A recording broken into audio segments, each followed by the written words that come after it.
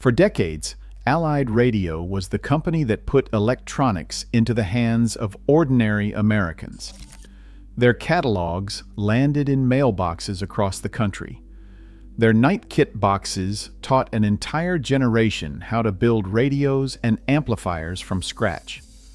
By 1954, they were shipping over 20,000 products out of a single Chicago warehouse that covered an entire city block. 30 years later, every trace of Allied Radio's consumer retail presence was gone.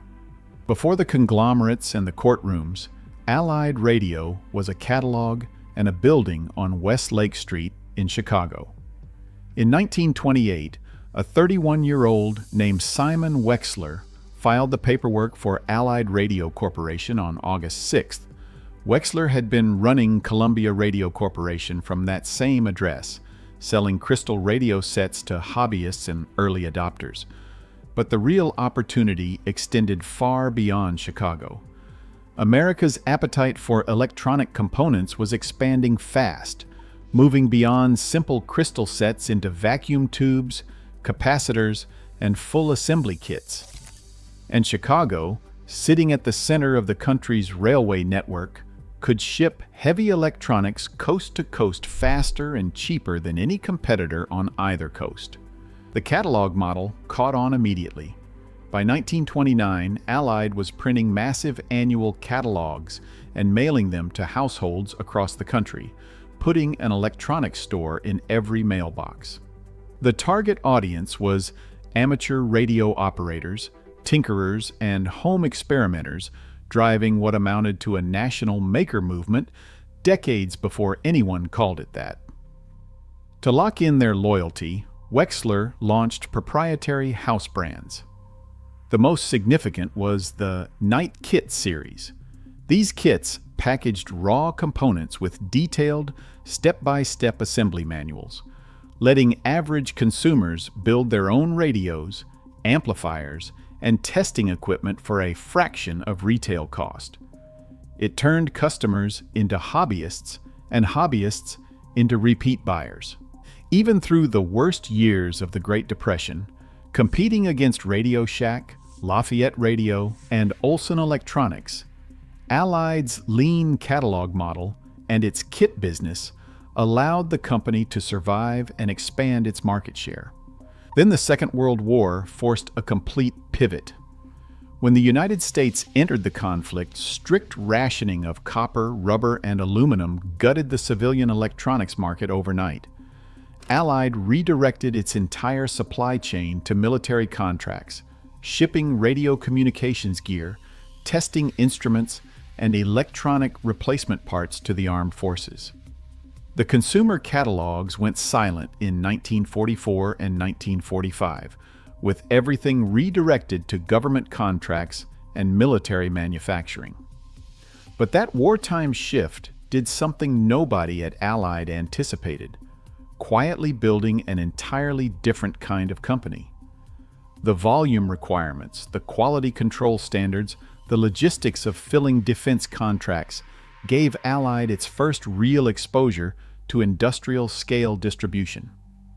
After the war, Allied was no longer just a consumer catalog company. It was a battle-tested industrial supplier with government relationships that dwarfed the revenue potential of hobby kits. When the war ended, the American electronics market exploded.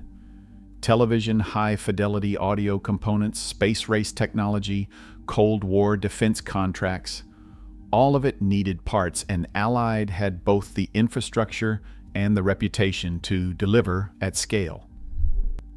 In 1953, the company moved into a custom-built facility at 100 Northwestern Avenue in Chicago. The building cost roughly $2 million, covered a full city block, and contained 147,000 square feet of optimized warehouse space.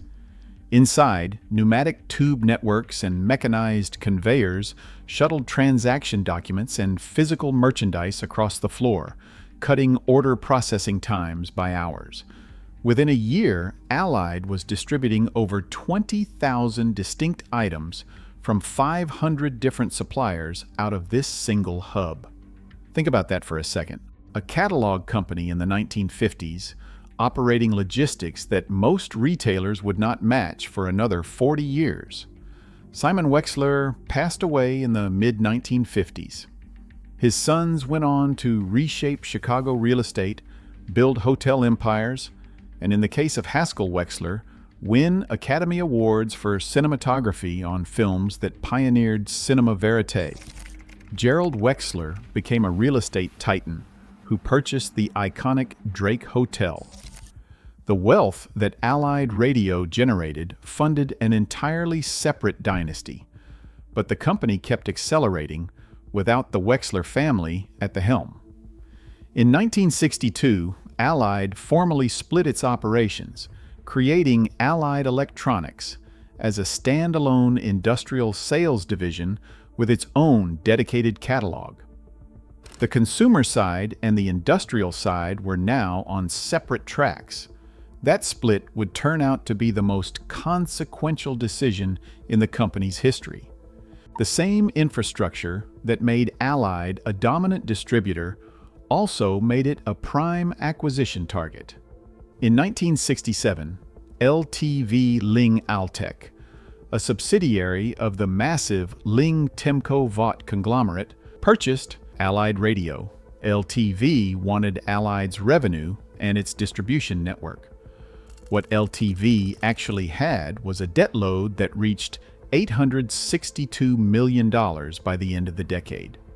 By 1970, the conglomerate was in freefall. The board ousted its own chief executive and started liquidating assets to satisfy creditors. Allied, despite being operationally profitable, ended up on the auction block. The buyer was the Tandy Corporation.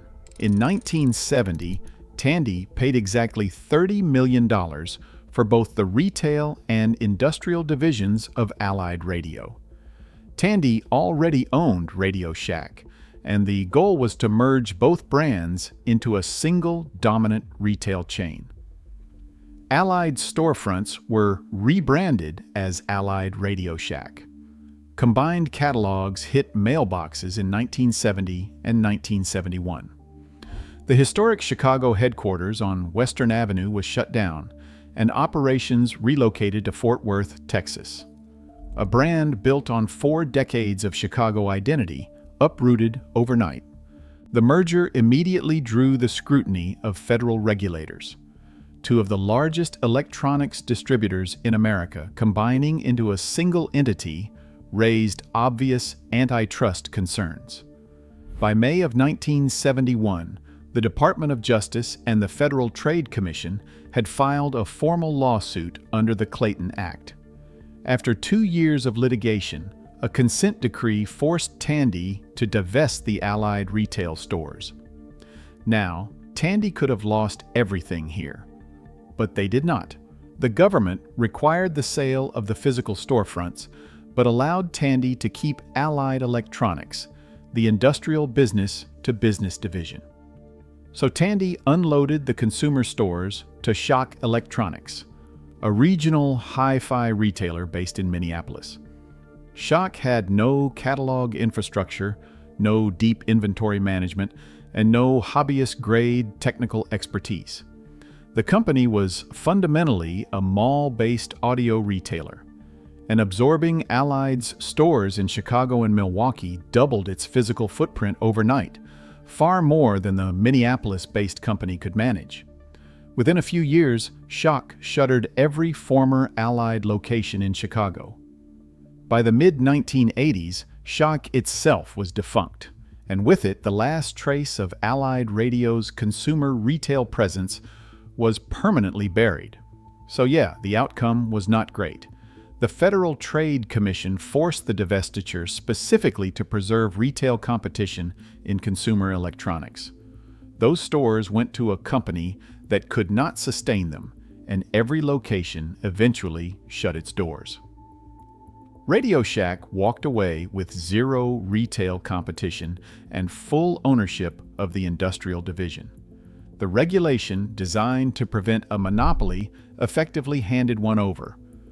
But that industrial arm refused to disappear. Tandy eventually sold Allied Electronics to Spartan, who sold it to Avnet, who sold it to Electro Components.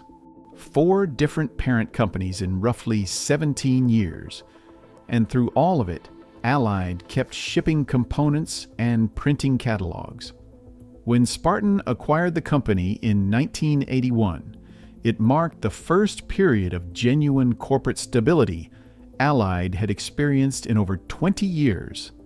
In 1995, the company launched one of the first industrial e-commerce websites and became the first electronics distributor to release its full catalog on CD-ROM. A remnant of a 1920s mail-order company was among the first industrial distributors on the Internet. In 1999, Electro Components, a UK-based global distributor, acquired Allied Electronics for $380 million in cash. That is more than 12 times what Tandy paid for the entire company 3 decades earlier. Today, Allied Radio does not exist by that name. In February of 2023, after 95 unbroken years, the Allied brand was officially retired. The company was renamed RS Americas Incorporated, a subsidiary of RS Group, which trades on the London Stock Exchange as a member of the FTSE 100. The Fort Worth hub now spans 560,000 square feet and distributes over 600,000 products from 2,500 suppliers across the Americas. Simon Wexler founded Allied Radio Corporation in 1928 to mail electronic parts from a Chicago office. 95 years and a dozen corporate owners later, the Allied name is gone. But the Fort Worth warehouse, the catalog logic, the relentless focus on getting the right component to the right engineer faster than anyone else, all of that is still running under the RS Group banner. The Allied brand disappeared in 2023. The distribution machine it built never stopped.